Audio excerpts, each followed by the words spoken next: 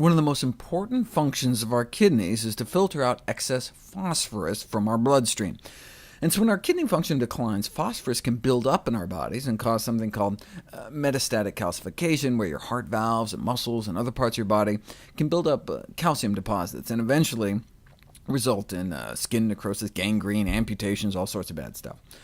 So if a person has diminished kidney function, their doctor will likely put them on a low-phosphate diet, which is tough, because basically everything with protein has phosphorus. So both plant foods and animal foods have phosphorus. But when omnivores have been compared to those eating vegan, vegans had significantly less protein leaking out into their urine, a sign of intact kidney function.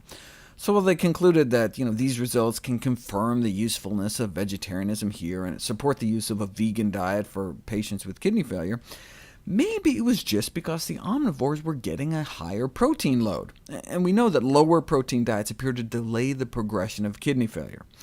So did the plant-based diet help because they were eating less protein, or because the body somehow is able to handle plant protein better than animal protein?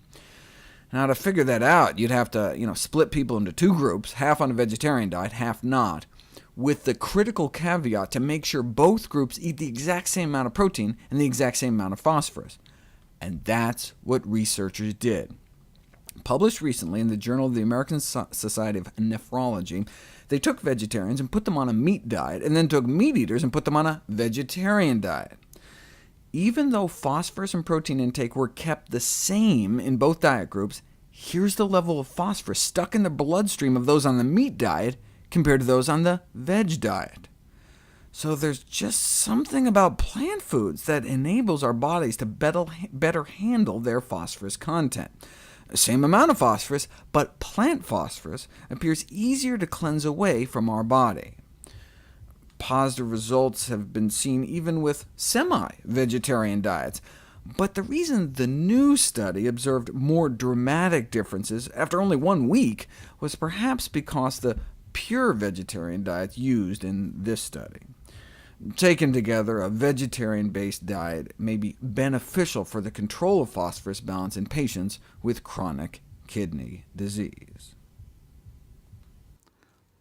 Kidney failure may be both prevented and treated with a plant-based diet, and no wonder.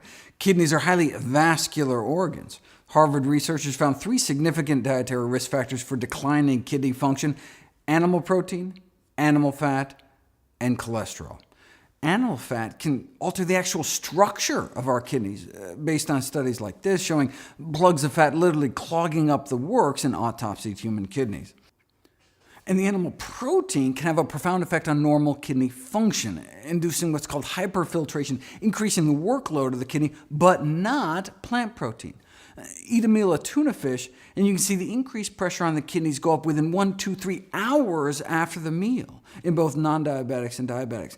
So we're not talking adverse effects decades down the road, but literally within hours of it going into our mouth. Now, if instead of having a tuna salad sandwich, though, you had a tofu salad sandwich with the exact same amount of protein, what happens? No effect. Dealing with plant protein is no problem. Why does animal protein cause the overload reaction, but not plant protein? It appears to be due to the inflammation triggered by the consumption of animal products. How do we know that?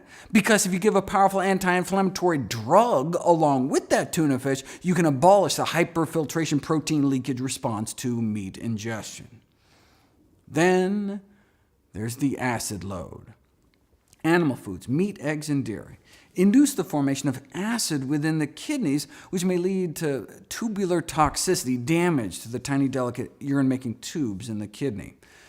Animal foods tend to be acid-forming, especially fish, which is the worst, and pork and poultry, whereas plant foods tend to be relatively neutral, or actually alkaline, base-forming to counteract the acid. So the key to halting the progression of chronic kidney disease might be in the produce market rather than the pharmacy. No wonder plant-based diets have been used to treat kidney disease for decades. Here's protein leakage on the conventional low-sodium diet, which is what physicians would typically put someone with declining kidney function on, switched to a supplemented vegan diet, then back to conventional, plant-based.